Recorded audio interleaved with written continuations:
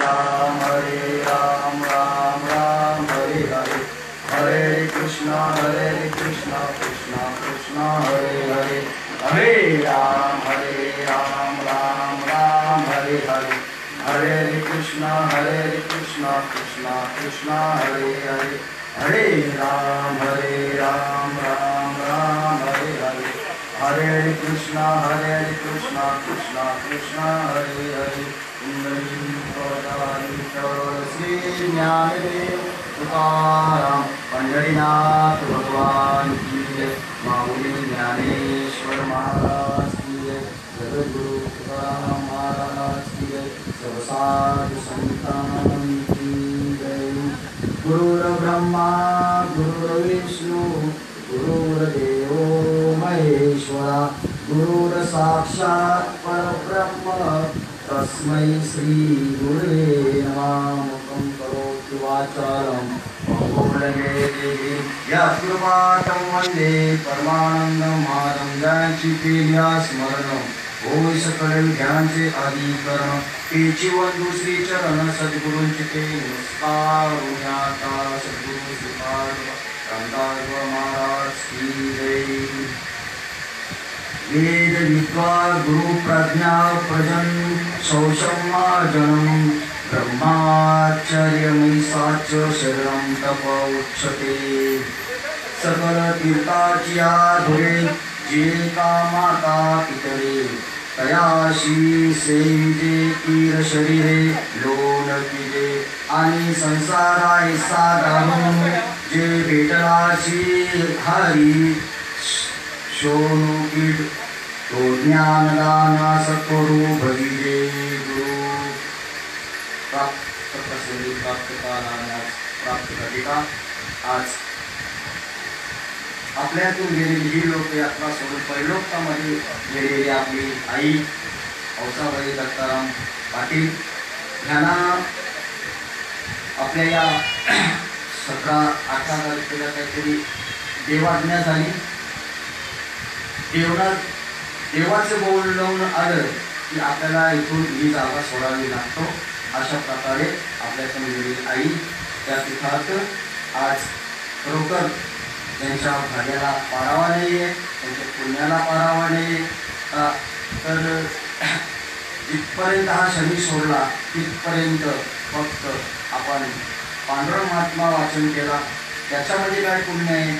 आणि आज रात्रीच्या निमित्तानं मधुपामराकडे आलेली सेवा आहे, ही सेवा प्रवचनरूपी सेवा आहे। आणि हा देह ह्या दुकानावर आल्यानंतर आपण या देहाला कशा प्रकारे वागणूक देतो किंवा कशा प्रकारे सांभाळ करतो किंवा त्या देहाचं महत्त्व काय हे कळून घेतो, किंवा काही लोक आहे ते कळून घेत नाही देहाचं महत्त्व, परंतु ज्याने कळून घेतला त्याचं सार्थक झालं, ज्याने नाही कळून घेतला तर असार्थक होता। अशा निमित्ताने मला थोडीशी आपल्या कमलाकर दादांनी सांगितलं की बाबा आता रात्रीचा दिवस आहे आणि शेवटची रात्र आहे आपल्या या गेलेल्या जीवाची, त्या जीवाच्या निमित्ताने काहीतरी थोडंसं भगवंताबद्दलचं विषय आपल्याला या मृत्यू लोकांमध्ये आपण आलेलो आहोत, या मृत्यू लोकांचं काहीतरी वर्णन व्हावं। आणि देह आपला आहे, हा देह पंचतत्वाचा आहे, पंचपात्राचा आहे, आणि त्यामुळं हा देह सोडून गेलेली आपली आई औसाबाई दत्ताराम पाटील यांच्या पिठातून 2 शब्द सांगण्याचा योग आला, प्रवचनरूपी सेवा। आणि प्रवचनरूपी सेवा आणि सद्गुरू श्रीपाद बाबा रामदास बाबा यांच्या मार्फत यांच्या सान्निध्यात असणारा हा विद्यार्थी आहे। आणि विद्यार्थ्याच्याच दृष्टिकोनातून तुम्हाला 2 काही शब्द सांगण्याचा प्रयत्न करेल, की तुम्ही आपण सांगितलं ऐकण्याची कृपा करायची। की हा देव सांगितलं आहे, हा भवसागर सांगितले आहे, या भवसागरामध्ये आपण जन्माला आलो आईच्या उदरामध्ये। प्रथम ध्येय असं आहे की या भूतलावर आपण जन्माला आलो आईच्या उदरामध्ये, आणि आई वडिलांनी आपलं संगोपन केला। कोणी केला? आई वडिलांनी संगोपन केलं की नाही? लहानातून मोठा केलं, मोठ्याचं आपण सर्व कार्य भोगायला सुरुवात केली कोणामुळं? आई वडिलांच्या मुलं। आई वडिलांच्या मुलं आपण हा जग पाहण्याचं आपल्या सामर्थ्य प्राप्त झालं नाही का? नाही जग न पाहण्याचं कारण की आई वडिलांनी जर आपल्याला जन्म दिला नसता तर ह्या मृत्यू लोकांचं जग आहे, या मृत्यू लोकांची वस्ती आहे. या मृत्यू लोकांमध्ये हे काय चर आहे, हे चरामध्ये उत्पोत भरलेल्या भगवान परमात्म्याची प्राप्ती करून घेण्यासाठी आपल्याला भगवंताने या मृत्यू लोकांमध्ये जन्माला घातलेला आहे, नाही का. मृत्यू लोकांमध्ये जन्माला घातलेला आहे. मृत्यू लोक हा माणसाचा नव्हे तर जीवजंतूंचा मृत्यू लोक आहे. आणि जीवजंतू सुद्धा या मृत्यू लोकांमध्ये जन्माला आले. ते सुद्धा देवाचे नामस्मरण करतात पण कळत नाही. ते सुद्धा देवाचे नामस्मरण करतात, चिंतन करतात, पण आपलं त्यांना ते ज्ञान नाही. फक्त ज्ञान असतो तो भगवा फक्त मनुष्य जन्माला. आणि मनुष्य जन्माला जो ज्ञान आहे तो इतर योनीला नाही, नाही का. इतर योनीच्या ठाई हा विचार नाही सांगितले. इतर योनीला हा विचार नाही. कोणता? भगवान परमात्म्याचे गुणगान आहेत नाही. भगवान परमात्म्याच्या देवळामध्ये जाऊन भक्ती करणं. या इतर योनीला काही ज्ञात नसल्या कारणाने उत्तम मध्यम भोग भोगती, नाही का. कुठल्याही वेळेला ते कोणताही कार्य करतात. असा जो काय पशुचा व्यवहार आहे. आपलं तसं नाही. आपल्याला व्यवहार दिलेला आहे. ते व्यवहारात 3 प्रहरामध्ये आपल्याला कार्य करायचं आहे, नाही का. कोणतं कार्य करायचे? 3 प्रहरामध्ये कार्य घडलं पाहिजे आपलं. पण 3 प्रहरामध्ये आपण कार्य करत नाही. कार्य म्हणजे भगवंताचं कर्म, भगवंताबद्दलचं ज्ञान, ज्ञान कर्म भक्ती, भगवंताबद्दलची भक्ती. मग आपल्याला भगवंताबद्दलची भक्ती होतो का? किंवा भगवंताबद्दलची आपल्याला भक्ती करायची, देवाची भक्ती करायची. या मृत्यू लोकांमध्ये आपण आलो, देवाची भक्ती झाली पाहिजे. आपल्या मुखातून म्हणा, आपल्या कर्मातून म्हणा, नाही का. आपल्या जे कर्म आहे त्या कर्मातून आपली भक्ती घडतो, त्याच्यातून ज्ञान प्रज्वलित होतो. ज्ञान कर्म भक्ती म्हणजे हे जे विषय सांगितले हे विषय तुमच्या मृत्यू लोकांमध्ये आलेल्या मनुष्य योनीला आहे, नाही का. कर्म पशु करतो, किडीमुंगी पशु सुद्धा करतात. हे कर्म आहे. कर्म तुम्ही आम्ही करतो, पण पशुला ज्ञान नाहीये. ज्ञान आपण अवगत करून घेतो, नाही का. आणि पशुला भक्ती करता येत नाही, ती भक्ती आपण करतो, मनुष्य देह करतो. मग भक्ती नक्की कोणती करायला पाहिजे, नाही का. आणि ज्ञान कोणतं मिळवायला पाहिजे? ज्ञान अनेक प्रकारचे आपल्याला मिळाले. किती ज्ञान मिळाले? जन्माला आल्यापासून मरेपर्यंत आपण ज्ञान मिळवतो, नाही का. कोणाचा पैसे कमवण्याचं ज्ञान असतो, नाही का. कोणी शाळा शिकण्याचं ज्ञान असतो, नाही का. कोणी क्रिकेट खेळण्याचं ज्ञान असतो, कबड्डी खेळण्याचं ज्ञान असतो, क्रीडांगणाचं ज्ञान असतो. प्रत्येक विषयाचं ज्ञान आहे. प्रत्येक विषय जे तुम्ही हातामध्ये घ्याल, ती वस्तू करायला घ्याल, त्या वस्तूचं ज्ञान तुम्हाला होईल, ते ज्ञान आहे. पण त्या वस्तूमध्ये, त्या ज्ञानामध्ये, त्या ज्ञानामध्ये आणि ह्या ज्ञानामध्ये थोडं फरक पडतो, नाही का. हे ज्ञान भक्ती ज्ञान. मनुष्य देहाला काय सांगितलं? भक्ती ज्ञान म्हणजे भक्ती करून तुम्हाला ज्ञान कमवा. भक्ती करून तुम्ही आपण ज्ञान मिळवा. आता ज्ञान मिळवण्यासाठी भक्ती करावी लागतो की नाही, नाही का. देवाची पूजा अर्चा दान धर्म करावा लागतात, तर मग आपल्याला काहीतरी ज्ञान प्रज्वलित होतो. मग नुसती भक्ती करून फायदा नाही ना. नुसती भक्ती जर करायची असेल, नुसती भक्ती करून करून करून आपल्याला ज्ञानच प्रगट होत नाही, आपल्या किंवा ज्ञानच भेटत नाही, तर मग ती भक्ती कोणती असतात? कशा प्रकारे भक्ती आपण करतो? मग काहीतरी आपल्याला काहीतरी चुकलं असेल ना त्या भक्तीमध्ये, म्हणून आपल्याला ज्ञान होत नाही. मग ज्ञान होण्याकरता ती भक्ती सरळ भक्ती असायला पाहिजे. मग सरळ भक्ती कोणाची करायची असते? देवाची. देवाची. आता देवाची म्हटल्यानंतर देव अनेक प्रकारचे देव आहेत, नाही का. शंकर आहे, विष्णू आहे, महादेव, ब्रह्म आहे, गणपती बाप्पा आहे, अनेक प्रकारचे देव आहेत. मग अनेक प्रकारच्या देवांची भक्ती करत किती 33 कोटी देव सांगितलं आपलं. आणि 33 कोटी देवांची भक्ती करता करता आपल्याला कोटी सोडून द्या, पण आपल्याला 100 देवांची नावं माहीत नाहीत, आहेत का. 25 देवांची नावं माहीत नाही. ते 33 कोटी देवांची नावं कधी आपल्याला प्राप्त होतील किंवा त्याची भक्ती कधी करू आपण, नाही का. आहे का. आपल्याला जर सांगितलं बा 25 देवांची नावं सांगा ना तुम्ही, आपण 10 देवांची नावं सांगायला आपल्याला विचार करावा लागेल. 33 कोटी देवांचे नाव कधी आपल्याला लक्षात येईल, नाही का. मग 33 कोटी देवांची भक्ती आहे. किती? 33 कोटी देवांची भक्ती आपल्याला करायची आहे. 33 कोटी देवा. मग 33 कोटी देवांची भक्ती करतो. कुठली? जो ज्याच्या पसंतीचा देव असेल त्याची आपण भक्ती करतो. कुठल्या? ज्या आपल्याला आवडीचा देव असेल त्या देवाची आपण भक्ती करतो. कोणी देवीची करतो, नाही का. कोणी दैवतांची करतो, कोणी भूतांची प्रेषकांची करतो. अनेक प्रकारच्या भक्त्या आहेत. मग या भक्त्या आहेत ना, या भक्त्या फक्त काय सांगितल्या? या सगळ्या भक्त्या काय सांगितल्या? बाह्य रंगाच्या भक्त्या सांगितल्या. साधू संतांनी बाहेर अंगाच्या बाहेर भक्ती आंतर्या भक्ती याच्यामध्ये थोडासा फरक आहे. आंतर्या भक्ती म्हणजे आतमध्ये करणारी भक्ती, आतमध्ये म्हणजे आपल्या हृदयामध्ये भक्ती. हृदयामध्ये भक्ती कोणती? हृदयामध्ये जी भक्ती करायची ती आपल्याला आंतर्या म्हणजे बाहेर भक्ती करून हृदयामध्ये भक्ती करायची नाही का. आणि हृदयामध्ये भक्ती करता करता आपल्याला ज्या स्थितीला जायचं त्या स्थितीला पोहोचला जातो. त्यासाठी आपण मृत्यूलोकामध्ये आलो नाही का. मृत्यूलोकामध्ये आलो, आईने जन्म दिला. मृत्यूलोकामध्ये बापाने जन्म दिला. मृत्यूलोकामध्ये आपल्याला भावनांची ओळख झाली. मृत्यूलोकामध्ये आल्या बहीण ओळखायला लागलो, ताई ओळखालो, काका ओळखा, मामा ओळखालो. सगळ्या गोष्टी आपण मृत्यूलोकामध्ये पाहतो. आपलं नातं मृत्यूलोकामध्ये पाहता येतो. आणि मृत्यूलोकामध्ये तो पण मनुष्य योनीमध्ये, इतर योनीमध्ये नाही. मनुष्य योनीमध्ये आपल्याला बाबाला बाबाच बोलता येतो, आईला आईच बोलता येतो नाही का, ताईला ताईच बोलता येतो. म्हणजे मृत्यूलोकाची वस्ती आहे ही जी आता आपण आहोत हे मृत्यूलोकामध्ये आहे. आणि मृत्यूलोकाचा व्यापार असा की मरण हा साचार, मरण हा साक्षात कोण किंवा मरण हा साचार मरणच आहे. मृत्यूलोकामध्ये हा साचार आहे. आपल्याला एक वेळ तरी मरण आहे, पण मरण आहे हे आपल्याला माहिती आहे नाही का, माहिती आहे की नाही. हा देह आहे, हा एक वेळ आपल्याला सोडायचा आहे. हे अन्नमय कोश आहे, हे अन्नमय कोश आपल्याला हा शरीर एक वेळ सोडून द्यायचं आहे. मग सोडताच क्षणामध्ये किंवा सोडायच्या अगोदर आपण या शरीरामध्ये काय टोचले पुरवले पाहिजे हे आपल्याला कळायला पाहिजे नाही का. आपण काय टोचले पुरवतो, पंचमहाभूत म्हणा नाही का, पंचविषय पकडतो नाही का. मग पंचविषय जर आपण पकडलं, उदाहरणार्थ पंचविषय आपण जर पकडलं नाही का, काय पंचविषय मन बुद्धी चित्त आणि अहंकार नाही का. पंचमहाभूत आप तेज वायू आकाश, पंच विषय शब्द स्पर्श रूप रस आणि गंध हे विषय आहे. पंचमहाभूत आप तेज वायू आकाश पृथ्वी म्हणजे ह्या ज्या विषय आपण विषयामध्ये स्तब्ध झालो. सर्व हे जे जीव आहे ना, आपला कोणता जीव, मनुष्य योनीचा जीव आहे. हे प्राणी आहेत ना विषयामध्ये मग्न झाले. विषयामध्ये एवढं मग्न झालं ते विषय आपल्याला सुटत नाही का. एखादा विषय पकडा, शब्द स्पर्श रूप रस आणि गंध.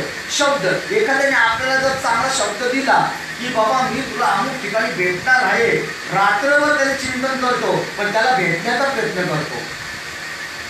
रात्रभर चिंतन करतो पण त्याला भेटण्याचा प्रयत्न करतो. हे शब्द आहे. आपण एकाला शब्द दिलेला आहे, पण या शब्दामध्ये बघा, शब्दामध्ये आपल्याला एक शब्दामध्ये हानी होतो, एक शब्दामध्ये आपण काय करतो, हा भावसागर तरुण जातो. हे शब्द आहे. हानी काय होतो, एखाद्या व्यक्तीला आपण उद्धटपणाने जर म्हटलो किंवा एखाद्या शिवीगाळी गाळी जर दिली आपण, तर आपल्याला 2 थापे खावं लागतात. ते शब्दाने. त्याच ठिकाणी जर आपल्या साधू संतांच्या मार्फत साधू संतांना शरण जाऊन साधू संतांचे शब्द जर कानावर ऐकलं तर आपला उद्धार होतो. शब्दाचे विषय नाही का. शब्द स्पर्श जर आपल्याला स्पर्श करताना सुद्धा आपली हानी आहे, या जीवाची हानी.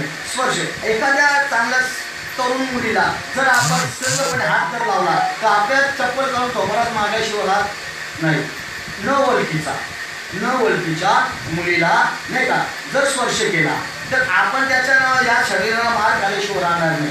परंतु तोच जर आपण साधू संतांना शरण जावं केल्यानंतर मस्तक तिथं जाणार ठेवीला कर साधू संतांच्या गुरुत्वाच्या कल्याण सद्गुरूच्या कृपेने आपल्या मस्तकावर स्पर्श केला तर आपला भवसागर करून जातो किंवा आपण या मृत्यू लोकांचा आपण आलेला आपला उद्धार होतो. ही तुझं स्पर्शाची 2 कारण आहेत. शब्द स्पर्श, रूप कोणाचे पाहावं, रूप कोणाचे पाहावं. एखादे सुंदर स्त्रीचे रूप पाहिल्यानंतर आपलं काय होतो, आपलं ते वासना निर्माण होतो आणि वासना निर्माण झाली की आपल्या जीवाची हानी होतो. पण ते जर साधू संतांच्या मार्फत भगवंताचे स्वरूप जर पाहिलं तर आपलं ह्या भावसागराचा आपण पाराव केला, भावसागर करून गेलो. हे शाश्वत आहे. पण सद्गुरूंच्या कृपेने सद्गुरूंच्या मार्फत हे करून घ्यावं लागतो नाही का. शब्द स्पर्श रूप रस. आता रस म्हणजे चव नाही का. चव आपल्याला अनेक प्रकारचे चव येत आपल्याला, हे खाणं ते खाणं. मग नको ती वस्तू जर खाली तर आपल्या शरीराची वाट लागतो. नको ती जर वस्तू खाली तर आपल्या शरीराची वाट लागतो. पण साधू संतांच्या मार्फत जर आपल्याला रसाची जर गोडी लागली, ब्रह्मरस घेई खारा तेने पिढा वाढेल. ब्रह्मरस म्हणजे भगवंताचे नाम. मग ते जर आपल्याला साधू संतांच्या मार्फत मिळाला तर आपल्या या जीवाचा सार्थक होतो. मग असं जे रस आहे, शब्द स्पर्श रूप रस आणि गंध नाही का, सुगंध कोणाला घ्यायचा आहे नाही का. ज्यावेळी सुगंध घ्यायचा वेळ येतो नाही का, आपल्या दुर्गंधाच्या ठिकाणी गेलो तर आपल्याला असं होतं की वास आपला सण हानी होतो, आपला श्रम तर दार श्रम होतं, तर दम लागतो एवढा ते दुर्गंध आल्यानंतर. परंतु त्या साधू संतांच्या मार्ग भगवंताचे जे सुगंध स्वरूप आहे, भगवंताच्या घामापासून किंवा भगवंतापर्यंत निघालेलं ते काय सुगंध आहे, तो जर साधू संतांच्या मार्फत जर आपण जर नाकातून घेतलं तर आपलं हे भवसागर करून जातो. हे सार्थक आहे. म्हणजे या शब्दामध्ये आपण दूर पडतो, पण नक्की कोणते शब्द आपण वापरायचं किंवा नक्की कोणतं 5 विषय आपल्यामध्ये असायला पाहिजे, ते म्हणजे देवाबद्दलचा असायला पाहिजे, सद्गुरूबद्दलचा असायला पाहिजे. नवे आपले गुरु जे आपण केलेले आहे त्या गुरुच्या शब्दाचं आकलन करून त्या शब्दाचं शब्द स्पर्श रूप आणि रस आणि गंध ह्याच्यामध्ये आपण तर पडतो आणि त्याच्यामध्ये सार्थक पण आहे आणि आम्ही पण आहे. बघा आता जर आपल्याला एक चांगला जर विचार केला आपण की बाबा आपल्याला जी गोष्ट करायची आहे या शरीराने किंवा या डोळ्याने आपण नको ते पाहतो, डोळ्याने पाहतो, देवाचे स्वरूप आपण पाहायला पाहिजे, देवाचे रूप पाहायला पाहिजे, पण आपण नको त्या गोष्टी पाहतो. या डोळ्याने एका बागेमध्ये आंबा पाहिला, तर आंबा पाहिला तर या जीवाला या बुद्धीला वाटलं आपण ते आंबा खाल्यानंतर आपल्याला त्याची चव पाहिजे. डोळ्यांनी पायाने आज्ञा दिली आणि त्या बागेमध्ये गेला. कोण गेला घेऊन? त्या बागेमध्ये आंबा काढण्यासाठी पाय घेऊन गेलं आणि पाय घेऊन तिथे गेल्यानंतर डोळ्याने आज्ञा केली हाताना की तो आंबा काढून घे. हाताने आंबा काढून घेतल्यानंतर पाहिलं डोळ्याने, पायाने तिथे घेऊन गेला, हाताने तो आंबा काढला. हाताने आंबा काढल्यानंतर त्याला सुगंध दिला, त्या नाकाने वास घेतला, नाकाने सुगंध घेतल्यानंतर आंबा पक्व पूर्ण झालेला आहे. आणि पक्व पूर्ण झाल्यामुळं ह्या जिभेला चोचले, जिभेला वाटलं तर चांगला गोड आंबा, ते जिभेने आंबा तोंडाने विचार केला, दाताने विचार केला, दाताने आंबा चावला गेला आणि चव घेतली जिभेने. आता बघा डोळ्याने पाहिलं, पायाने घेऊन गेला, हाताने काढलं, नाकाने वास घेतला, दाताने तोंडाने तोडलं, जिभेने चव घेतलं आणि पाटीने मार खाला. का मार खाला? की जो आंबा होता तो आंब्याचा रखणदार आला आणि आंब्याच्या रखणदाराने ते पाटामध्ये 2-3 उपटी घातले आपले का आंबा चोरून खाला. म्हणजे आता विचार करा, जिभेने आणि मार खाला पाठीने, अशी घालवण्याकरिता ऐशा संता शरण जावी, जणी म्हणी त्याला द्यावी, तेथे असे देव उभा, जैशी शरणाची शोभा. जणी महाराज म्हणते की बाबा तुम्हाला संतांना शरण जायचं आहे. आयुष्य संता ज्याच्याकडे जी वस्तू आहे, काय वस्तू आहे त्याच्याकडे? काय वस्तू? अनादिकालापासून आलेले तत्वज्ञान त्याच्याकडे असेल. अशा संतांना जर शरण गेलो तर आपल्या जन्म मरणाचा फेरा चुकतो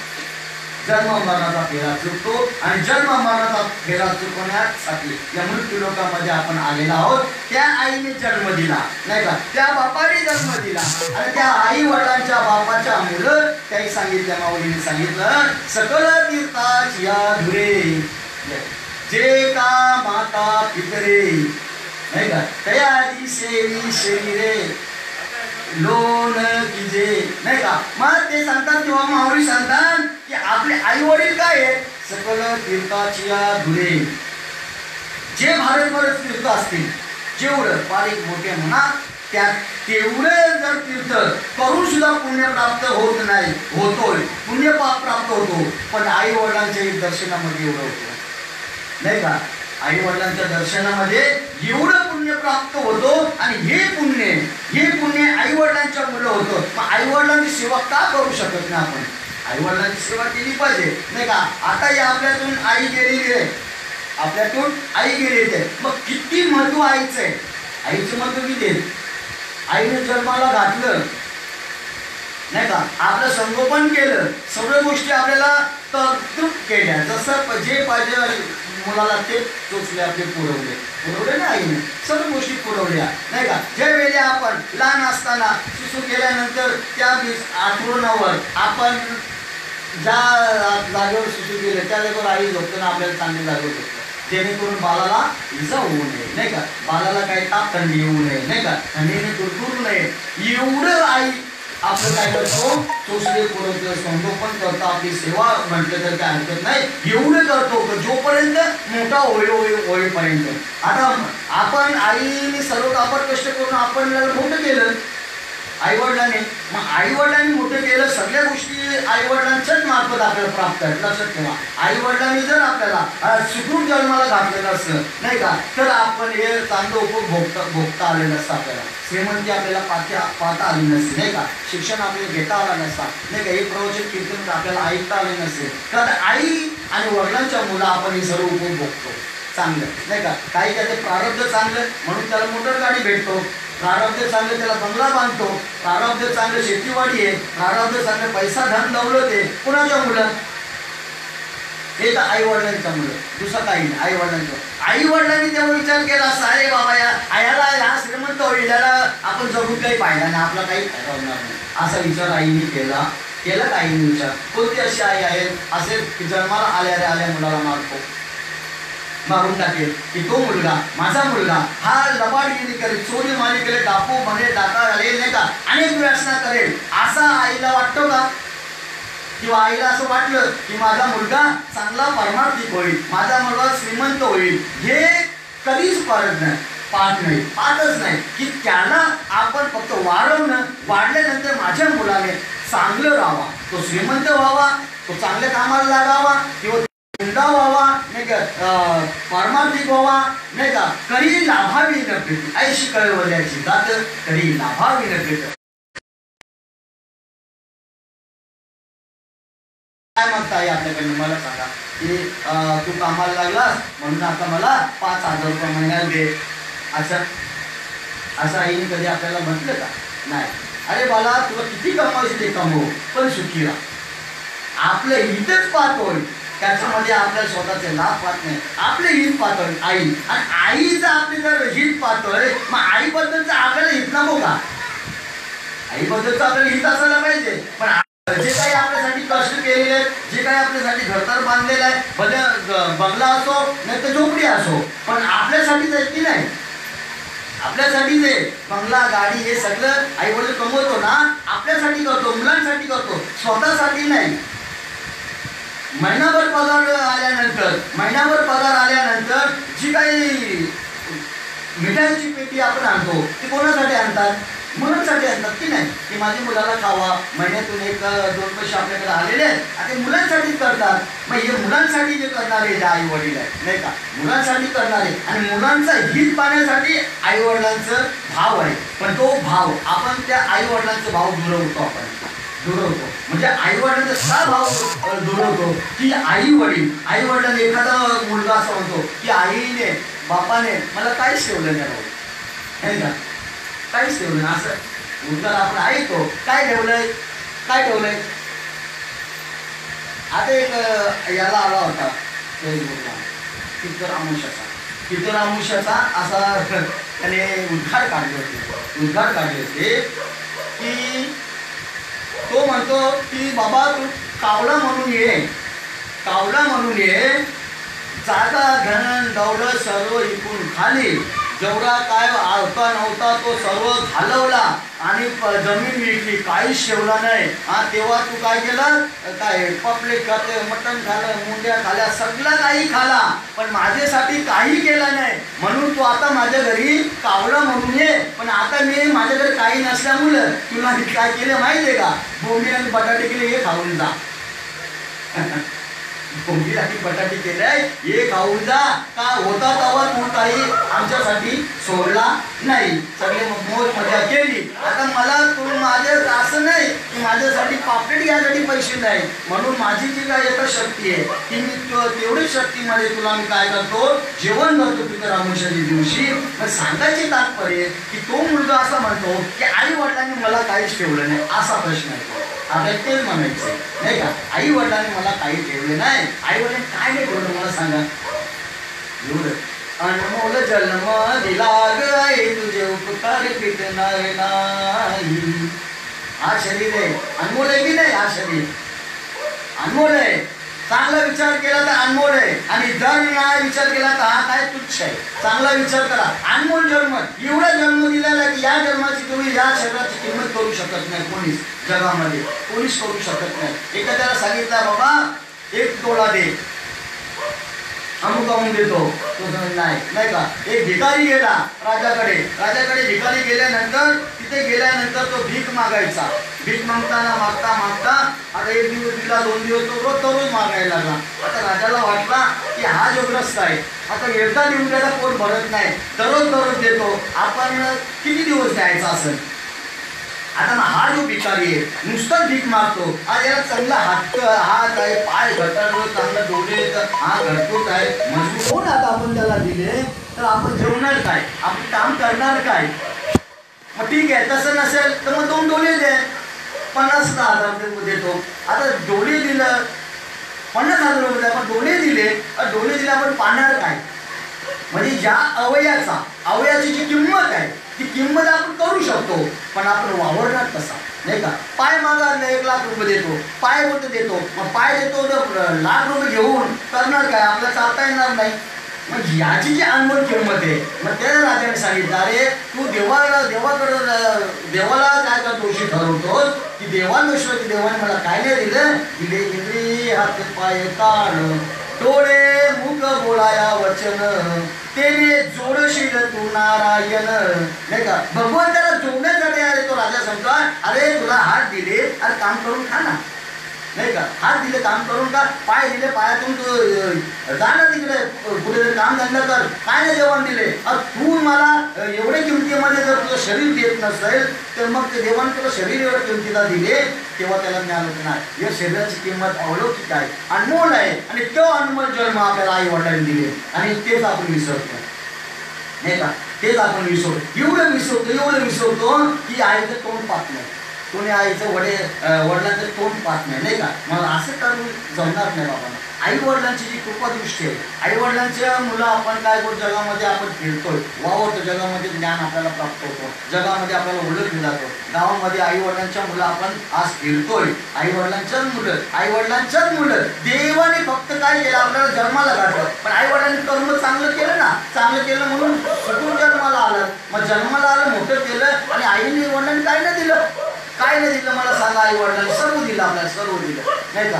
एवढं आई वडिलांना दिले तरी सुद्धा सांगतो की मला आई वडिलांनी काय नाही दिले. मग आई वडिलांना आपण विसरतो ना आई वडील. मग आई वडिलांना कसं असो की चांगला घर बंगला त्याने बांधले, त्याच्या पैशाने बांधलेला असतो, पण त्याच्यामध्ये त्याला राहायला जागा नाही, बंगल्यामध्ये त्याला राहायला जागा देत नाही आपण. एवढं आपण दुर्बुद्धीचं झालेलं आहोत. या आताच्या पिढीमध्ये एवढं दुर्बुद्धीचं झालेलं आहे. आणि बंगल्यामध्ये नाही का म्हातारा बसला की अरे जा बाबा खाली, मग तो आपल्या एखादी स्वयंपाक रूम असतो किंवा एखादा गोठा असतो, तिथे मग आई वडिलांची सेवा, मग तिथे आई वडिलांना आपल्याला नाही का. आई वडिलांनी आपल्यासाठी बंगला बांधला, कोणासाठी, आपल्या मुलांसाठी त्याही कष्ट करून. मग आपण त्याही कष्ट करून त्याला बंगला बांधलेला आहे, आणि त्यांना आपण राहू देत नाही.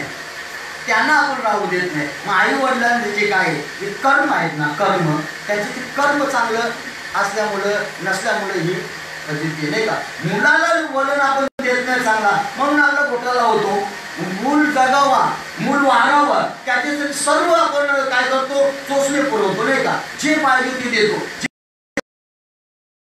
देता एकदा मोठा झाला की मग आपल्याला काय सवय लागलेली असतो, त्याची वासना ही सवय लागलेली असते, सवयीच्या माध्यमातून आपली हानी करतो. मग हानी केल्यामधून आपल्याला विसरतो. विसरू नको रे तो आई बापाला, झिजवली त्याने काया, काया जिंकून तुझ्या शिरावर दरली पृथ्वी छाया मिळणार नाही तुला आई बापाची माया. मिळेल का? आई वडिलांची माया मिळेल का आपल्याला? नाही मिळणार. जे वेळी आई वडील मरून गेल्यानंतर आई वडिलांचे जसे किती तुम्ही लाखोही किंवा हजारो आई वडील तुम्ही तयार करा, दत्त घ्या, पण आई वडिलांचे जे आपले खरे सत्य तो आई वडील त्यांच्यासारखी माया जगामध्ये भेटणार नाही. एवढी माया आपल्यापर्यंत, एवढी माया आई वडील. आणि त्यांना आपण काय करतो? वाटे करतो त्यांचं. आपण त्याचे वाटे करतो नाही का? आज माझ्याकडे महिनाभर, उद्याला मन्नूकडे महिनाभर, परवाला कमलाकर दादाकडे महिनाभर. हे वाटे कोणाचे करायचे? वाटे कोणाचे करायचे? आई वडिलांचे. अरे ज्याने आपल्याला शरीरात मोल दिलेला आहे त्या शरीर दिलेल्याचा जरा उपकार फिरतील उपकार म्हणून सांगितले का तुझे उपकार फिरणार. अनमोल जन्म दिला आहे तुझे, तुझे उपकार फिरणार नाही. फिरतील उपकार ते आई तुझ्या मूर्ती वाणी या जगात मूर्ती नाही. अनमोल जन्म दिला आई तुझे उपकार फिरणार नाही. या जगामध्ये आईसारखं मूर्ती आपले किती क्रूर असेल पण आईसारखी आपली आई आहे. दुसऱ्याची आई जरी आपण आई बोलत असू, किती सुंदर असू दे, पण आपली आई म्हणून जर हात मारला त्या सुंदरतेला आपली आई फिक्की करून टाकतो. का फिक्की करू? किती सुंदर असू दे, किती मोठ्यामाठी श्रीमंत असू दे, पण तिच्या पोटी जर मूल नसेल, तिच्या पोटी जर मूल नसेल, मग किती क्रूर असू दे आपली आई नाही का? चेहऱ्याने खराब असली तरी चालेल, चेहरा कसं तरी असेल नाही का, वाकड तिकडं असेल, पण आई म्हटल्यानंतर त्या स्त्रीला दुःख वाटतो. अरे त्या अशा अवस्थेमध्ये तिचा मुलगा तिला आई म्हणतो, पण माझ्या पोटामध्ये जर एखादा बाळ जन्माला असता ती किती उपभोग भोगले असते, चांगलं उपभोग भोगला असता, श्रीमंती पाहिली असती नाही का, गरीब आहे असं असो. मग आपल्याला जी मुलं आहेत ना, आपल्याला आई आहे ना, ती आई आहे म्हणजे सर्वस्व आहे. आईची 7 समुद्रापेक्षा माया जास्त आहे. एवढी माया नाही का? 4 मुलं जरी असले, 4 मुलांची लग्न झाली, एकाचा मुलगा झाला, त्याने लबाडगिरी दारू पिऊन आला तरी रात्रीची आईच कडी खोलतो. लबाडगिरी करीत असेल, चोरीमारी करीत असेल, दारू पिऊन येत असेल, पण त्या आईला तो मुलगा प्रिय आहे. जोपर्यंत तो मुलगा घरी येत नाही तोपर्यंत आईचं डोळे टवटव करत राहतात नाही का? डोळ्याच्या वाट्या करून पाच बसते आई. का? तर माझा मुलगा एक ना एक दिवस तरी सुधरेल. या हेतूने आई आपल्याला कडी वाजवली का हाकण्या मारायची, आई शब्द आवाज द्या, लगेच कडी खोलतो. अरे मला जेवलास का? ते 2 वाजलेला असते तरी सुद्धा आई म्हणते मला जेवलास का, जेवण वाढू का? एवढी आईची माया. आणि तीच माया आपण घडवतो नाही का? तेच आई मायेला आपण ढकलतो, करायला नाही पाहिजे, व्हायला नाही पाहिजे. आणि ते का होतो? कारण की आपण दोघं सर्व्हिसला असतो, इकडे पालन पोषण करणारा कोण नसतो, म्हणजे माया दूर होतो असा एक दृष्टिकोनातून नाही का? म्हणून तो रुद्राश्रम झाले. रुद्राश्रम होण्याचं कारण की आई वडिलांना आपण विसरलो, आई वडिलांची सेवा करायला आपण विसरलो नाही का? आणि आई वडिलांचे आणि मेल्यानंतर आपण सोचले आई वडिलांना पुरवतो नाही का? मेल्यानंतर आता पितृपक्ष झाला, होऊन गेला नाही का? कोणी काय वस्तू दिली असतील, कधी वडिलांनी आईने ते खाल्या नसतील ना, त्या पण वस्तू अर्पण केल्या आपण केल्या ना. इतर पक्षामध्ये कधीच आपण त्या आईने ते आई वडिलांनी ती वस्तू खाली नसेल, ती वस्तू आज आपण त्या कुठे पितरपाटावर आपण मांडतो घेतो आणि मांडतो ना, मग काय करतो घरावर ते वस्तू आपण ठेवतो नाही का? काय आई वडिलांचा जो नैवेद्य आहे तो घरावरती ठेवतो. केवढा असतो नाही का? मुठभर चावर घर पे रखना, पाप कौवा बनवाया, अंधेरी दुनिया भजन बिन नाम कैसे ते जाए. आपला एवढा श्रीमंत बाप असेल, गरीब बाप असेल, प्रेमदाता बाप असेल, परंतु काय घरावर आपण एवढंच मुठभर चावल म्हणजे थोडंसं भात ठेवतो, त्या वस्ती ठेवतो आणि कावटा म्हणून त्या बापाला कावला बनवतो आपण नाही का? बापाला कावला बनवतो. एवढं म्हणजे साधू संत सांगणं असं आहे की बाबा ज्यावेळी जिवंतपणे आई वडिलांची सेवा केली नाही आपण नाही का? आई बाप जिवंत असता नाही केली त्यांची सेवा, मेल्यावरती म्हणतो मग जेवा जेवा. कसं जेवते? जोपर्यंत जिवंत आहे तोपर्यंत आई वडिलांची सेवा केली नाही. आणि आई वडिलांच्या सेवेमध्ये ते सांगतात ते सर्व तीर्थ आहे. आई वडिलांच्या सेवेमध्ये सर्व तीर्थ आहे. पंढरी मातेमध्ये निघाला की नाही? कोणी पुंडलिकाने सेवा केली ना, केली की नाही? तोच महात्मा लावला होता. पण सांगायचे तात्पर्य की आई वडील आहे ना, हे आई वडील सगळं तीर्थाची धुळे, सगळं तीर्थ आहे ना. तुम्ही फक्त आई वडिलाची दिवसातून एक वेळ दर्शन घ्या, किंवा आई वडील नका दर्शन घेऊ, आईचं तोंड तरी पहा. आईच्या तोंडावर हास्य पाहिजे. हास्य असला का आपला दिवस आनंदाचा जातो, नाही का? जो आई कितीही दुःखी असू दे, पण आईला हसवण्याचं काम आपल्यामध्ये असायला पाहिजे ना, आपल्यामध्ये असायला पाहिजे. जर मग आपण जर तसं असू तर मग कधी काय आईचं तोंड कोण पाहत नाही, नाही का? मग आई रस्त्यातून आली की मग मनामध्ये आता आपलं काम होणार नाही. म्हणजे कोणी आईने, आईच्या मुळे काम होणार नाही. अरे आईने एवढं मोठं तुला जन्म दिलेला आहे तरी सुद्धा तू म्हणतो आईच्या मुलं माझं काम होणार नाही, नाही का? आडवा म्हणजे अपशकुन म्हणतात आपण. कधीच नाही, कधीच नाही. आईला तुच्छ मानणारा तो दुरात्मा दुराचारी सांगितलेला. आईची विटंबना करणारा दुरात्मा दुराचारी हा याला त्याला कसं यमाच्या ठिकाणी नरकाच्या ठिकाणी शिवाय जागा नाही बाबा, जागा नाही. एवढं शास्त्रामध्ये एवढं सांगतात तरी सुद्धा आपण आई वडिलांची सेवा करत नाही, तरी सुद्धा आपण आई वडिलांची छळ करतो, तरी सुद्धा आई वडिलांना आपल्याला 2 दिवसातून एक वेळ जेवण देत नाही, जेवायला देत नाही, कोणी पाणी देत नाही, नाही का? कोणी असं म्हणजे सांगायचं की आई वडील जोपर्यंत आहे ना तोपर्यंत आपले चोचले असतात. आणि मेल्यानंतर काय करतात की सगळं आपली सांगितलं नकोल्या वस्ती अर्पण करतात, नाही का? स्मशानी खजूर वाटे, नाही का? आई वडिलांची सेवा असा प्रमाण येतो, नाही का? स्मशानामध्ये गेल्यानंतर आई आमची अशी होती, आई आमची कशी होती, नाही, नाही का? जगाच्या पाठीवर फक्त आईच आपल्याला संगोपन करू शकतो, इतर कोणी करू शकत नाही. फक्त जन्म मरणाचा फेरा फक्त संत करू शकतो.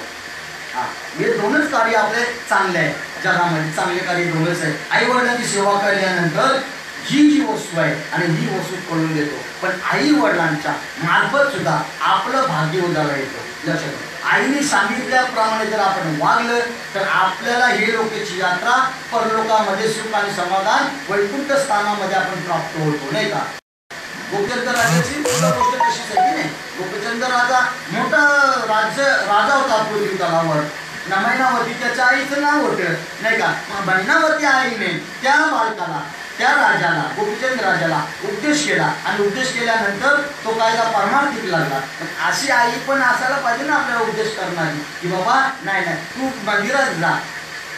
मंदिरात जा आणि तेलाची वाटी घेऊन जा, अगरबत्ती घेऊन जा, नारळ घेऊन जा, असं आपल्याला सांगतच नाही. लहानपणी सांगतात का आई आपली 8 वर्षाचा असा 9 वर्षाचा असल्यानंतर आईनेही सांगायला पाहिजे की बाबा मंदिरात जा, ती हरिपाठ चालू आहे तिथे जाऊन बस, मंदिरात जा ते कीर्तन चालू आहे तिथे बस.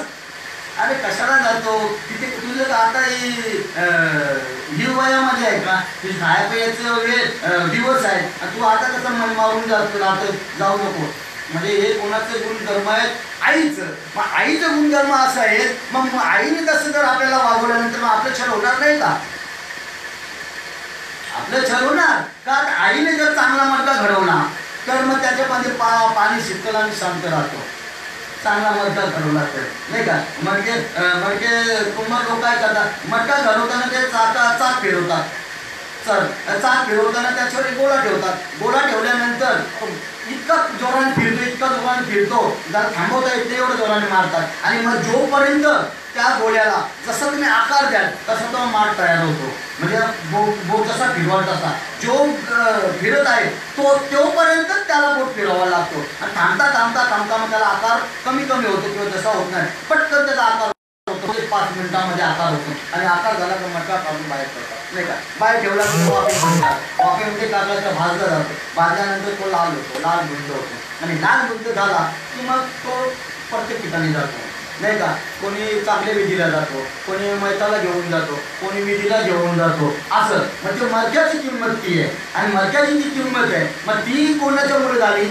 आपल्या कुंभाराच्या मुळे झाली. आणि कुंभार जर आईने आपल्या हा मडका लहानपणी असा नाही, अरे बाबा जर मायेचा हात फिरवला असता, अरे बाबा हरिपटाला जा, अरे बाबा कीर्तनाला जा, अरे बाबा तिथे पूजा आहे तिथे दर्शन घेऊन ये, मग तो माझा घडवला असता, न घडला असता तर अशी वस्तुस्थिती होतो. पण ते आपण तेव्हा नाही सांगत ना त्याला, नको जाऊ तुझं काय आता ते दिवस आहेत का, तुझे खायचं मग खायचं आणि पियाचं काय खाणार तुम्ही, खायचं तेच खातो ना, पियाचं तेच पितो ना. म्हणजे सांगायचं कसं की आपल्याला जे घडवणं आहे ना ते घडवणं आईवडिलांपासूनच आहे, आणि आईवडिलांच तर आपल्याला दुःखी आपण जे करतो ना ते आईवडिलांनाच आपण स्वतःहून करून घेतात. का तर मडक्याला जे घडवायचे, लहान मुलाला जे घडवायचे ते घडवून देत नाही का. काही नाही घडवल्या मुलं, घडवतं का नाही घडवत आपण. बघा एखादा लहान मुलगा आला, गाणी लावला, नाचायला लागला की मग आईवडिलांना आनंद होतो, बाला मस्त नाचतो, अरे बाबा अजून ना. मग नाचता मग तो काय करतो, नाही पाचव्या सोडी, नाही तिजोरं सोडी, नाही हळदी सोडी.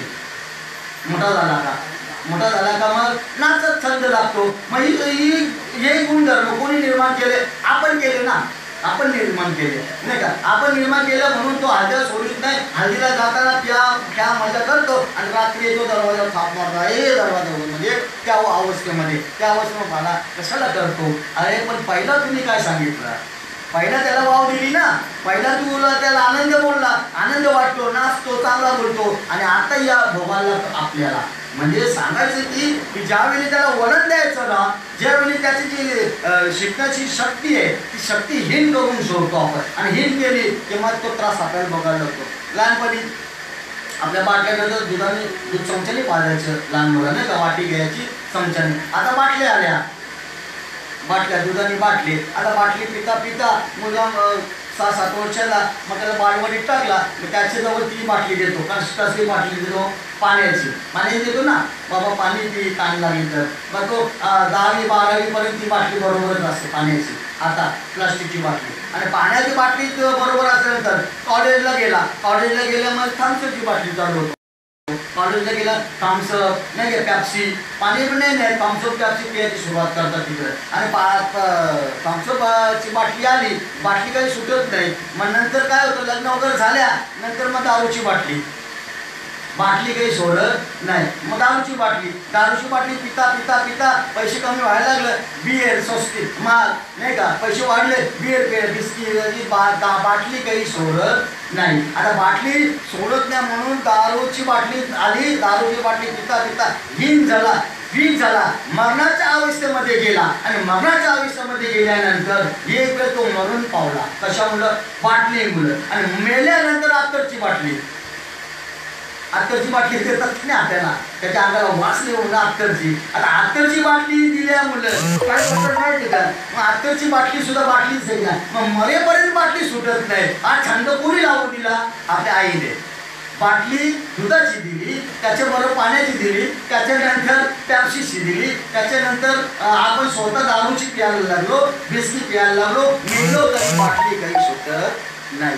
सुटतो बाटली नाही ना, अत्तरची बाटली बरोबर, अशी परिस्थिती. मग ही जी वस्तू आहे, ही वस्तू फक्त आपल्याला आई वडिलांच्या मार्फत सापडली जातो. आई वडिलांनी जर चांगले संस्कार दिले तर चांगला मुलगा जन्माला त्याचे नाव काढतात नाही का. मला सांगितलं की आई वडिलांचे संस्कार, आई वडिलांची जर पुण्याई असली तर गावामध्ये तुमचा, या परिसरामध्ये तुमचं काय होतो, नाव लौकिक होतो.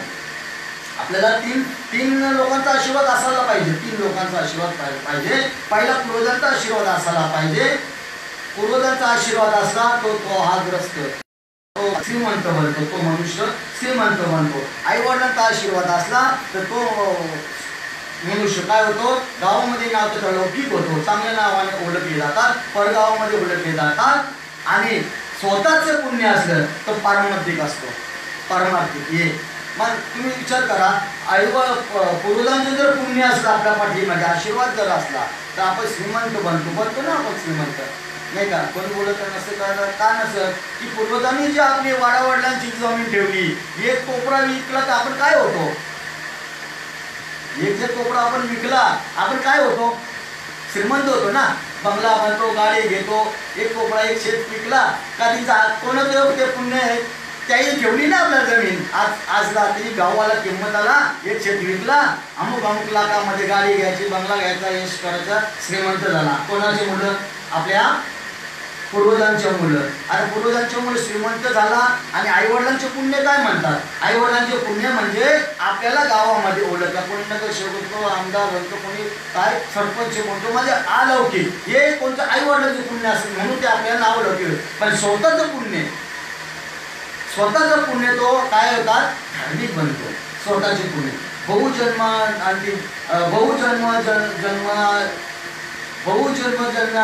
बहुपुण्य केले तेव्हा या विठ्ठली कृपा केली. जन्मजन्माने पुण्य काहीतरी केलं असेल म्हणून कृपा दृष्टी झाली. म्हणजे तो जो आपला स्वतः पुण्य असेल तो पारमार्थिक माणूस बनतो. कोणी प्रवचन करतो, कोणी कीर्तन करतो, कोणी हरिपाठ करतो, कोणी अभंग गातो, कोणी भजन करतो. हे पुण्य आहे. मग हे पुण्य आहे आपल्याला. आता हे पुण्यामध्ये आपल्या प्रत्येकाचे पुण्य आपले शोधायचं आहे की आपण कोणतं पुण्य केलं म्हणून आपण या स्थितीला आहोत. 3 पुण्य सांगितलं. पूर्वजांचं पुण्य श्रीमंत बनतो, आईवडिलांचं पुण्य लौकिक नाव होतो आणि स्वतःचं पुण्य धार्मिक बनतो. मग आपण कुठल्या थरावर आता आहोत, कुठल्या पुण्यामध्ये आहोत हे आपण शोधायला पाहिजे. आपण शोधा, मग तुम्हाला त्याला प्रश्न सुटेल नाही का. आपण गरीब आहोत कशामुळं? पूर्वजांचं पुण्य नाही म्हणून. आपल्याला गावामध्ये लोक ओळखीत नाही, आईवडिलांचं पुण्य नाही म्हणून. आपण परमार्थ करीत नाही म्हणून, स्वतःचं पुण्य नाही म्हणून. ही पुण्य आहे. मग हे कोणाच्या मार्फत आहे? ह्या जीवाला आहे, सगळे जीवाला आहे. मग हा जीव पुण्य घेऊन आलेला, पाप पुण्य करून जन्मा येतो आणि नर देह येऊन आणि पाप आणि पुण्य समान झाले की हा जीव जन्माला येतो. आणि इथे जन्माला आल्यानंतर काय होतं नाही का? काय होतं की मला जे करायचं ते करत नाही, नको त्या गोष्टीच्या पाठीमागे जातो. काय करायचं? इथे आल्यानंतर भगवंताला ओळखून घ्यायचं, भगवंताला जाणून घ्यायचं. आणि भगवंताला जाणल्यानंतर या इथे आल्यानंतर काय करायचं की मला जन्मात काय करायचं हे केलं आणि कुठे जायचं हे महत्व आहे. दुसरं काही नाही. या मृत्यू लोकांमध्ये 3च प्रश्नाचं उत्तर आहे. 3 प्रश्नाचं उत्तर सापडला तरी तुमच्या जीवनाचा सार्थक झाला. पण जीवन सार्थक करण्यासाठी आपल्याला सद्गुरू शरणाला जावं लागतं. आणि सद्गुरूला शरण जोपर्यंत जात नाही तोपर्यंत या देहाची मती कळत नाही. आणि ह्या देहाची मती किंवा या भगवंताची मती कळत नाही. आणि भगवंताची मती भगवंताला जाणून घ्यायचं असेल तर संतांना शरण जावं लागतो. आणि सकल तीर्थाची आई वडिलांची सेवा करायला लागतो. नवे तर आपल्याला इथं पूर्वजांची किंवा वडीलधाऱ्या माणसांचा मान सन्मान करावा लागतो, मान ठेवावा लागतो. तर मग आपण काय करा, आपल्या पुण्याचं राठोड आपल्या बरोबर येतो. आणि पुण्य असं सहजासहज प्राप्त होत नाही. मनावर भीतपणाने, मनाने, बुद्धीने, चित्ताने भावनाने हे काय करावा लागतो? सर्वस्व अर्पण करावा लागतो. आणि सर्वस्व अर्पण कोणाला करावा लागतो? सद्गुरूला. तर मग आपल्या पाठीमागे पुण्य येतात. पुण्य आपल्याला कमी भेटतो आणि पाप जास्त होतात. पुण्य कमी भेटतो आणि पाप जास्त होतात. मग पाप काय करतात? पुण्य केल्यामुळे स्वर्गामध्ये जातो. मग हे जे आपल्याला माहित आहे, आपल्या सगळ्या गोष्टी माहीत, मग का पुण्य करावं नाही नाही का? दान धर्म पूजा विधी होम हवन केलं, यज्ञ केलं, राशोमेघ केलं तर आपल्याला पुण्य भेटतो नाही का? पाप केल्यानंतर पाप जर असेल, कोंबड्या कापणं, बकऱ्या कापणं, दारू पिणं, मांस खाणं, याला मार त्याला मार, याची लबाडी कर, त्याची लबाडी कर, त्याची चोरी कर, याला कर, याची उलट आल्या कर, त्याला हे कर. हे काय आहे? पाप आहे. हे काय आहे? हे आपलं पाप आहे. हे पाप आपल्याला माहीत आहे तरी सुद्धा आपण पाप केल्यानंतर नरकाच्या वाटेमध्ये जातो, तरी सुद्धा आपण करतो. मग मनामध्ये विचार, कोणी देव बघितले का? देव कोणी बघितले? देव कोणी बघत नाही, देव कोणी पाहत नाही नाही का? पाहणारे साधू संत आहेत. तुम्ही आमच्या या चर्मचक्षून देव तुम्हाला दिसणार नाही, तर आपल्याला पाहता येणार आहे चर्मचक्षूमध्ये. त्याच्यासाठी ज्ञानदृष्टी पाहिजे. मग ज्ञानदृष्टी कोण देतात? साधू संत देतात. मग साधू संत ज्ञानदृष्टी देतात. मग ज्ञानाने आपल्याला भगवंत ओळखला जातो, ज्ञानाने भगवंताला जाणला जातो. मग का आपण ते साधू संतांना शरण जाऊ शकत नाही? आपण जायला पाहिजे नाही का? मृत्यू लोकांमध्ये आलं की नाही? आपण कशाकरिता आलो? की जन्मामध्ये आलेलं देवाला ओळखण्याची, देवाला पाहण्यासाठी, ते देवाला जाणण्यासाठी आपण मृत्यू लोकांमध्ये आलेला. मग हे मृत्यू लोकांची वस्ती आहे. या मृत्यू लोकांमध्ये आपल्याला नक्की आपण काय घेऊन बरोबर जायचं हे जर आपण शोधलं तरी सुद्धा तुमचा थोडं सार्थक होऊ शकतो, तरी सुद्धा सार्थक होत नाही का? पुण्य ढगाढगा थोडं पुण्याने पुण्य वाढलं जातो. आणि पुण्य गेलं का स्वर्गामध्ये जातो आपण. स्वर्गामध्ये. कुठपर्यंत स्वर्गामध्ये जातो आपण? कुठपर्यंत?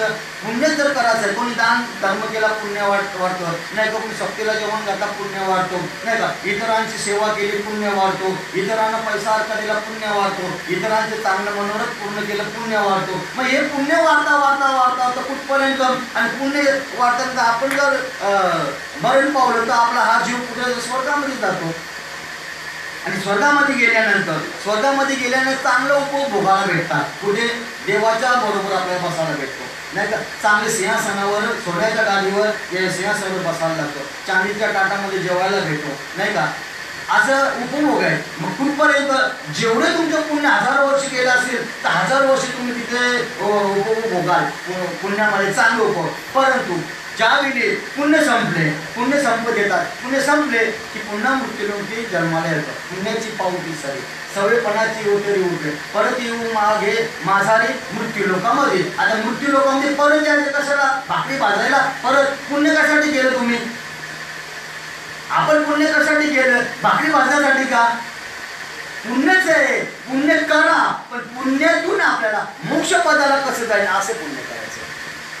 पुण्य केलं, स्वर्गामध्ये उपभोगला, 1000 वर्ष राहिलो, 1000 वर्ष राहिलो तरी आपण मृत्यूलोकामध्ये जन्माला आल्यानंतर मी सांगितलं जसं पहिलं होतं तेच करायला लागलो आपण नाही का. परत पुण्य करा, परत पुण्य करा, परत पुण्य करा, परत मरा, स्वर्गामध्ये जा, परत जन्म आलाय असे. मग फेडा तो आपल्याला चुकणार आहे का? नाही. मग जसं घडलं तसं आपलं काय होतं? पुण्य केलं तर मरणाच्या पुढे मृत्यूलोकामध्ये येणार, श्रीमंत बनणार. ही रडगाडे सगळे तोडण्यासाठी साधू संत सांगतात की बाबा हे भवसागर आहे की नाही, हा भवसागर आहे, हे भवसागर तोडून जाण्यासाठी तुम्ही चांगलं कर्म केलं पाहिजे. आणि माहित आहे ती गोष्ट आपण करतो, न माहिती करतो आणि माहिती करत नाही, म्हणून आपल्याला 84 लक्ष योनीमध्ये गटांगल्या खावा लागतात. 84 लक्ष योनीमध्ये गटांगल्या खावा लागतात. मग असं जे विषय आहे आणि या विषयामध्ये आपण सगळे गुरफटलेलो आहोत. आणि हे जे काही आपला व्यवहार चाललेला आहे, हे व्यवहार काय दुःखाचा व्यवहार चाललेला, दुःखाचा. याच्यामध्ये फार दुःख भोगावे लागतात. आपण पावलामध्ये आपल्याला पायामध्ये आपले पाप निर्माण होतात, काही कीड जीवजंतू आपल्या पायामध्ये मरतात नाही का. पण आपण ज्या पावलाने आपल्याला पुण्य प्राप्त होतो, नामस्मरणाने पाऊल टाकलं पुण्य प्राप्त होतो, पण नामस्मरण आपण करत नाही तर आपण दुसऱ्याचा वाटोळा पाहत जातो. वाटोळा कसा वाटोळा होईल याचा वाटोळा, हे पापाच्या दृष्टिकोनातून हे करू नये नाही का. हे जर आपण केलं ना तर आपल्याला नरकवास भोगल्याशिवाय